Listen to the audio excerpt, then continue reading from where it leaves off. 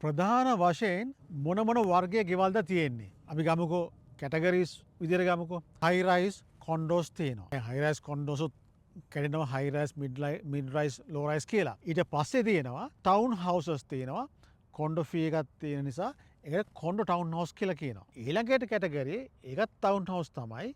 ඒක කොන්ඩෝ ෆී එකක් නැති නිසා ඒකට ෆ්‍රී හෝල් ටවුන් හවුස් කියනවා. High rise condo townhouses freehold townhouses ඊට පස්සේ තියෙන කැටගරිය තමයි සෙමි ඩිටැච් හෝම්. ඒ කියන්නේ අර මැද බිත්තිය ගෙවල් දෙකටම ෂෙයා වෙනවා. ඒක සෙමි ඩිටැච් හෝම්. ඊට පස්සේ තියෙන ප්‍රොපර්ටි එක තමයි ඩිටැච් හෝම් එකක් කියන්නේ. ওই තමයි කැටගරිස් වෙන් වෙන්නේ. අපි දැන් ප්‍රයිස් එකක් විදිහට ගත්තොත් එහෙම එක ඒරියා එකක් ගත්තොත් එහෙම ওই ප්‍රොපර්ටිස් ඔක්කොම තියෙනවා නම් ප්‍රයිස් එක වැඩි වෙන්නේ මෙන්න මේ පැත්තට. ඒක ඩිටැච් හෝම් එකක් තමයි ප්‍රයිස් එක වැඩි. මොකද ලෑන්ඩ් එකත් ලොකුයි.